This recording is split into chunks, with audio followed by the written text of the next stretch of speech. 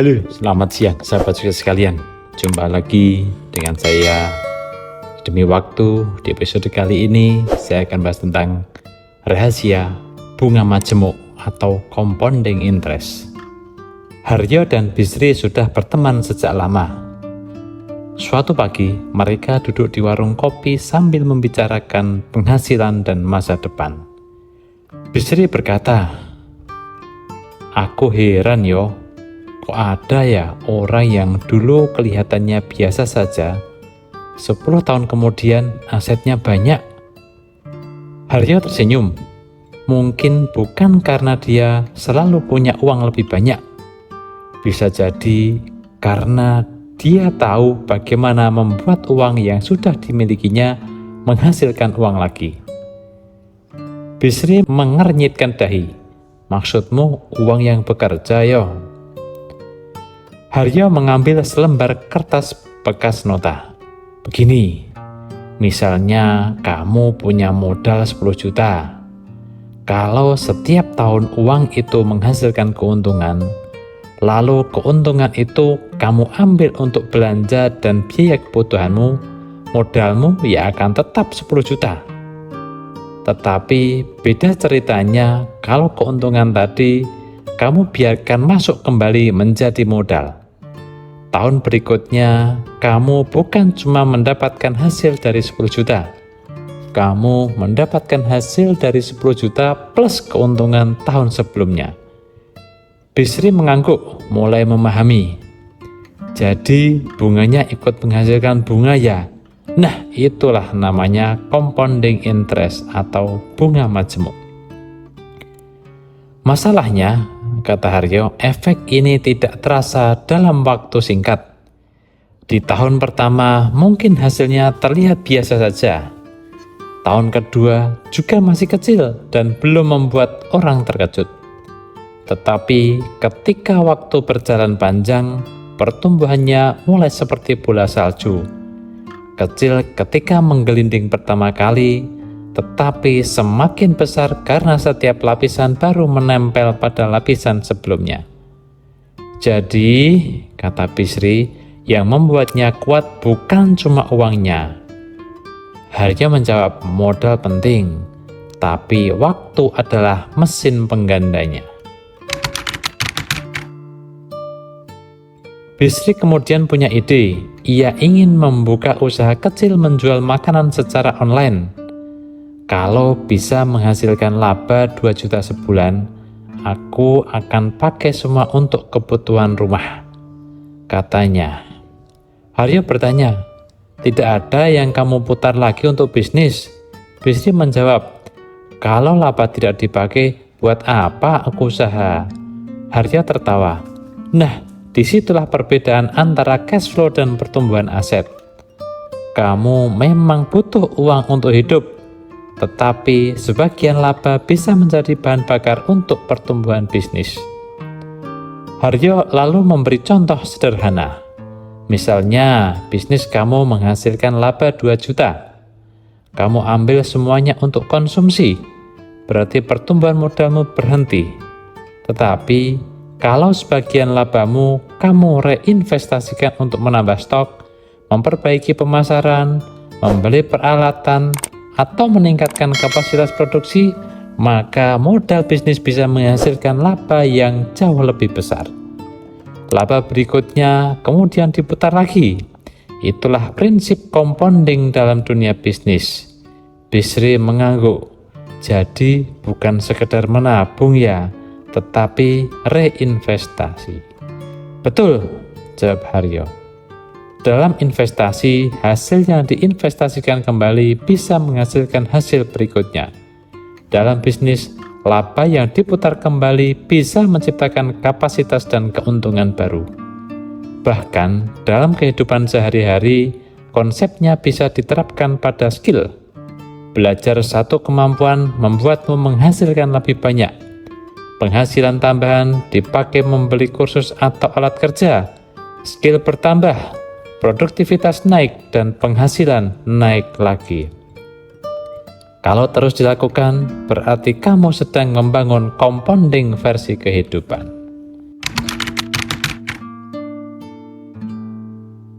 Beberapa tahun kemudian, Bisri mulai disiplin menyisihkan sebagian penghasilannya.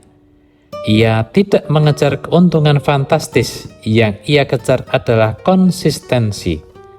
Setiap mendapatkan penghasilan, sebagian dialokasikan untuk investasi dan sebagian untuk kebutuhan hidup. Dulu aku selalu berpikir harus punya modal besar dulu, katanya kepada Haryo. Sekarang aku sadar, yang penting juga adalah memulai lebih awal. Haryo menjawab, persis. Banyak orang menunggu kaya untuk mulai berinvestasi. Padahal seringkali orang menjadi lebih kuat secara finansial karena mulai membangun aset ketika modalnya masih kecil.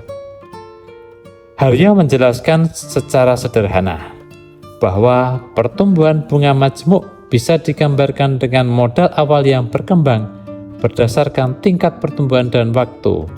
Yang menarik adalah eksponensialnya. Kalau hasil terus ditambahkan ke pokok, basis perhitungan berikutnya semakin besar. Bisri mengangguk. Jadi tahun pertama hasilnya dihitung dari modal awal, tahun berikutnya dari modal yang sudah bertambah. Begitu terus dan semakin panjang waktunya, semakin terasa efeknya. Bisri kemudian terdiam. Ia kembali melihat kebiasaan lamanya.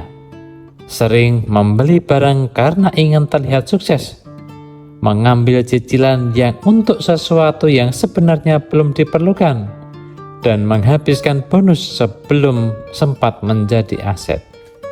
Berarti musuh compounding bukan cuma return hasil yang kecil, tetapi waktu yang hilang, konsumsi berlebihan, biaya investasi, utang berbunga tinggi, dan keputusan emosional juga bisa menghancurkan efek compounding.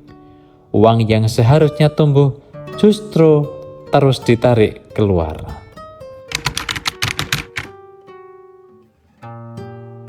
Suatu hari, Bisri dan Haryo bertemu kembali. Bisri berkata, "Yo, aku baru sadar sesuatu. Selama ini aku sibuk mencari investasi yang bisa naik paling cepat. Ternyata aku malah mengabaikan berapa lama aku bisa bertahan." Haryo tersenyum. Itulah jebakannya. Orang sering mengejar return besar, tapi lupa bahwa konsistensi dan horizon investasi juga sangat penting. Bisri mengangguk. Jadi, daripada mencari hasil spektakuler setiap tahun, lebih baik punya strategi yang masuk akal dan bisa dijalankan bertahun-tahun. Betul, jawab Haryo. Bayangkan dua orang. Yang pertama punya penghasilan besar, tetapi setiap keuntungan selalu dikonsumsi. Orang kedua mungkin penghasilannya lebih sederhana, tetapi rutin menyisihkan uang, membangun aset, dan menginvestasikan kembali hasilnya. Dalam jangka pendek, orang pertama mungkin terlihat lebih kaya, tetapi dalam jangka lebih panjang, orang kedua memiliki net worth yang jauh lebih kuat. Bisri terdiam. Berarti yang terlihat di luar belum tentu menggambarkan neraca keuangan seseorang. Disitulah klimaksnya. Bisri akhirnya memahami bahwa kekayaan bukan hanya tentang berapa besar uang yang masuk, tetapi berapa banyak uang yang berhasil dipertahankan, dialihkan menjadi aset produktif, dan dibiarkan tumbuh. Haryo berkata pelan, compounding interest itu seperti bola salju. Tapi bola salju tidak akan membesar kalau setiap kali mulai membesar, kamu mencairkannya untuk membeli sesuatu. Bisri tertawa kecil. Jadi selama ini masalahku bukan kurang penghasilan ya. Aku terlalu sering menghentikan bola saljuku dan mengambil sebagian. Beberapa bulan kemudian, Bisri mulai mengubah cara mengelola uang. Ia membuat anggaran, membangun dana darurat, mengurangi utang konsumtif, dan menetapkan persentase penghasilan untuk investasi. Ia mulai memisahkan rekening kebutuhan dan rekening pengembangan aset. Ketika bisnisnya menghasilkan laba, tidak semuanya diambil. Sebagian digunakan untuk memperbesar working capital, sebagian untuk kebutuhan keluarga, dan sebagian lagi menjadi investasi jangka panjang. Sekarang uangku punya tugas, kata Bisri. Aryo menjawab, nah itu baru namanya manajemen keuangan. Namun ada satu plot twist yang membuat Bisri kembali berpikir. Ia bertanya, jadi rahasia compounding interest sebenarnya bunga? Aryo menggeleng, bukan. Bisri terkejut. Aryo melanjutkan, rahasia terbesarnya adalah waktu, disiplin, reinvestasi, dan kemampuan menahan diri untuk tidak mengambil hasil terlalu cepat. Bunga majemuk hanya mekanismenya, manusianya yang menentukan apakah mekanisme itu bekerja atau tidak. Bisri akhirnya tersenyum. Ia sadar banyak orang yang ingin hasil besar dalam satu waktu, tapi tidak mau membangun kebiasaan selama jangka waktu yang panjang. Kekayaan itu bukan seperti sulap. Ia dibangun sedikit demi sedikit, lalu waktu yang membuat hasilnya terlihat besar. Berapa uang yang bisa dihasilkan? Mulailah bulan ini.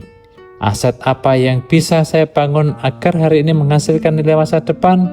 Mulailah sekarang juga. Karena dalam kehidupan finansial, uang yang terus bekerja bisa menjadi aset, tetapi uang yang hanya dikonsumsi hanya akan menjadi kenangan. Pelajaran kali ini, jangan meremehkan nominal kecil yang dikelola secara konsisten. Compounding interest menunjukkan bahwa hasil yang terus diinvestasikan kembali dapat berkembang semakin besar seiring waktu.